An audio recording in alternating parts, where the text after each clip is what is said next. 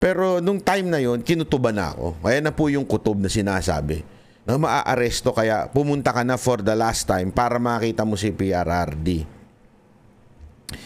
And it's not easy to get inside kasi nga po antindi ng security ho. Actually, sanay na po kami doon sa venue kasi lagi kami nagrally na po kami last time doon. Tsaka labas-pasok po ako doon sa VIP room, sa dressing room. This time, papasok na ako, yung Chinese na guard, ayokong papasukin. At talagang ayokong papasukin. Sabi ko, remember? I speech.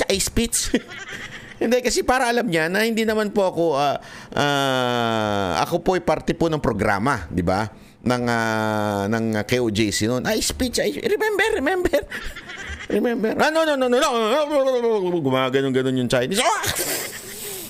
Parang kakaratiin ako ng Chinese eh. Parang si Bruce Lee. Tatangkad pa ng mga pulis nilang nilagay doon. Sabi ko, okay, fine.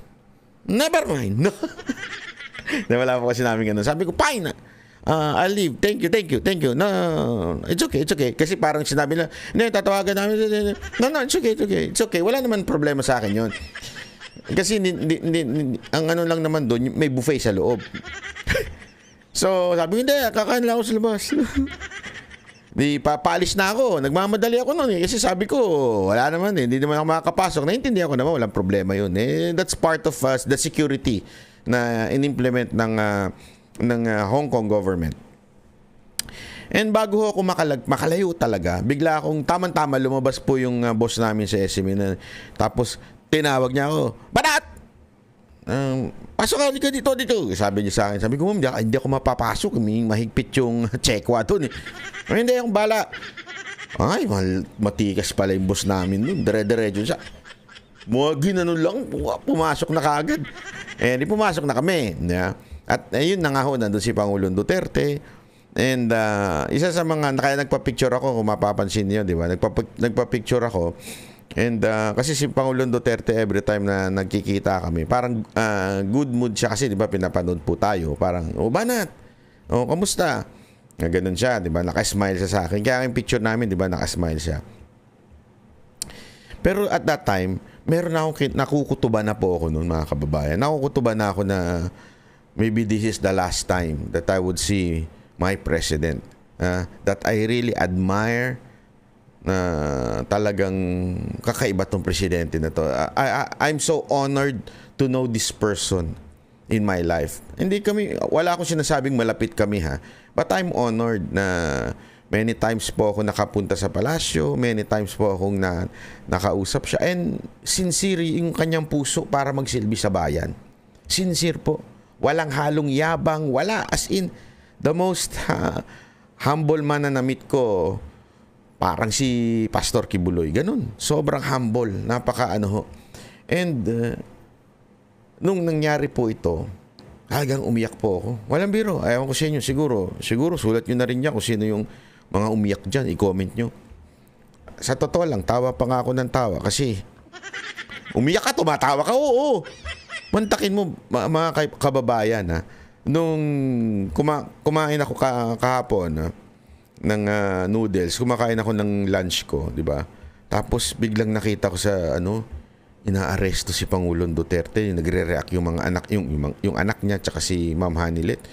Bakit lumuluha po ako?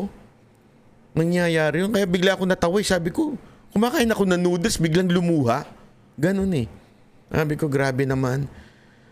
Kaya napagawa ko ng video na kung saan marami nag-trending po, na dami ho nag-share, na talagang galit na galit po ako. Sabi ko, kayong mga uniform personnel, walang nagmahal sa inyo ng ganyang presidente.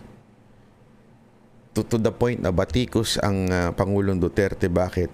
Kayo ang unang tinaas ang sahod, dinoble.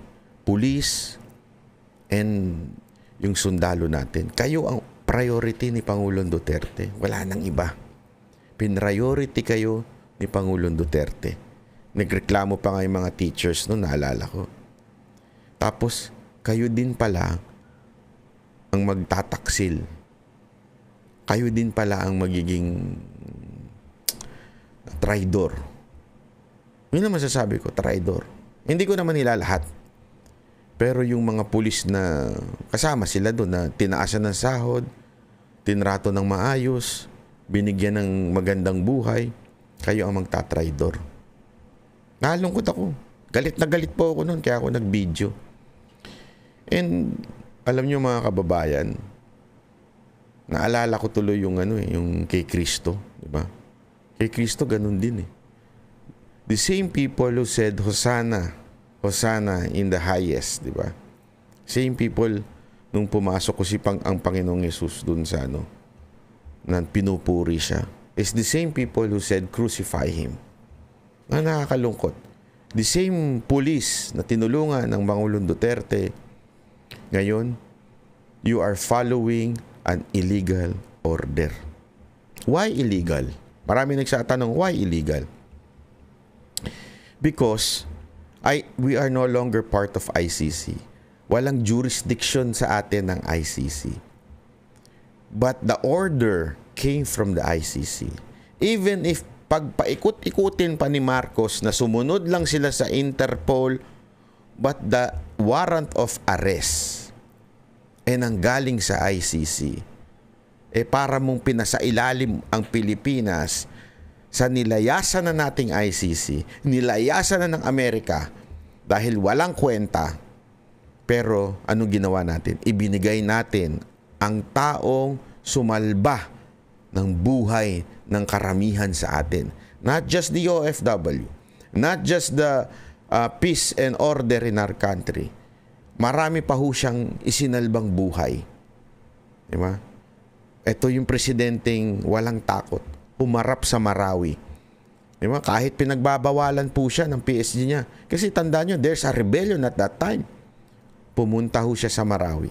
Sabi niya, pupunta ako, pumunta siya. Ganong katapang itong presidenteng ito. Ganito ho magsilbi sa bayan yan. And yet, kayong mga tarantadong, hindi lahat, mga tarantadong pulis na uto-uto at hindi sumunod sa tamang proseso, tinraidor nyo ang isang napakabuting presidente. Hindi ho ba kayo nahihiya sa balat ninyo? Hindi ho po ba kayo kinikilabutan sa ginawa ninyo? Hindi, yun lang ho sa akin eh. Hindi ho ba kayo na nakokonsensya ng isang pangulo na nagsilbi sa bawat isang Pilipino? Walang inisip ko hindi tayong mga Pilipino ay ginanito nyo. Tapos sasabihin nyo, we are just following orders. Nagtatrabaho lang kami. Tarantado pala kayong mga putang ina ninyo eh. Ganyan din ang sinasabi ng mga mandurukot eh. Nagtatrabaho lang naman kami. May pangangailangan kami.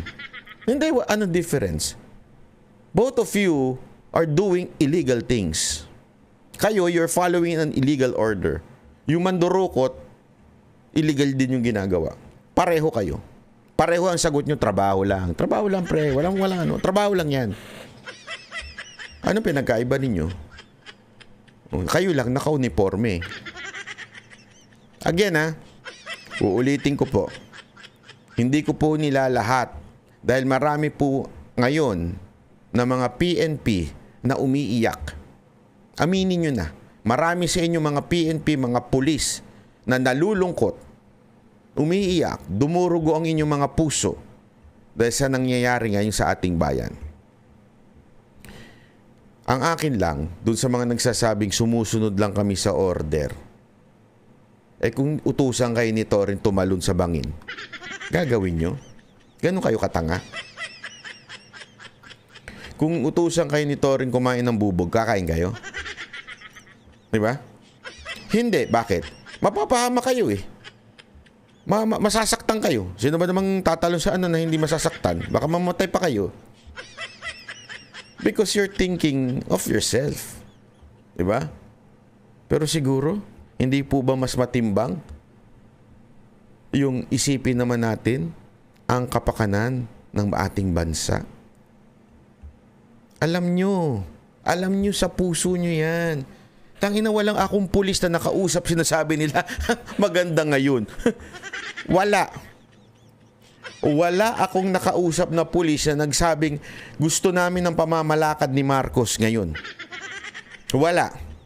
Si Torre lang at saka si Marbil. At saka yung iba pang mga sumisip-sip at gusto maging PNP chief. Pero kayong mga nasa baba, kanina lang basta, meron akong nakausap na ilang pulis yun, 3. Ayan ang sinasabi nila sa akin. Ano nangyari, Banat Bay? Sabi ko, ewan ko sa inyo. Kayo yung sumusunod sa order Ay, sabi nila, ayaw din namin yung ganito. Sobra naman ito. Ito, meron na. Babasahin ko na lang siya. Pero hindi ko babasahin yung pangalan. Mataas ang posisyon nun ito, Hindi ho ito basta-basta. As in, hindi ho ito basta-basta. May ranggo ho ito. Ayoko na lang sabihin kung sino. Tatanggalin to sigurado. Sabi niya, ito. Di na lang ako nakareact Sabi ko, kasi parang... Siya na yun. Wait. Choto mate, Ito, siya na yun. Dinilit ko pa. Ata o dinilit niya? Pwede ba mag-delete ng ano? Ay, mali. Tanga-tanga naman sa iba. Sandali. Ayan. Ito, sabi niya. Ayan. Boss Bay, potang ina. Ang pangit ng ginagawa. Palpak talaga, hayop tong PBBM na to. Official po ito, Hindi ko na sasabihin kung sino. Official po ito. Ganyan ang reaction. Sabi ko nga sa inyo, hanggang kabababaan. Mula sa private hanggang sa official. Pag nakakausap ko, walang nagsabing, ang galing talaga ni Marbil. Ang galing ni PNP chief. At pati to si Marcos, napakagaling na amo to. Walang ganun. Kaya lang, again, kayong mga sumusunod lang sa utos ng nakakataas ninyo, wala kayong bayag. Asan na yung bayag nyo? Inipit nyo? Baka naman nilagay nyo na sa ano ng puwet ninyo. Kasi, you're following an illegal order.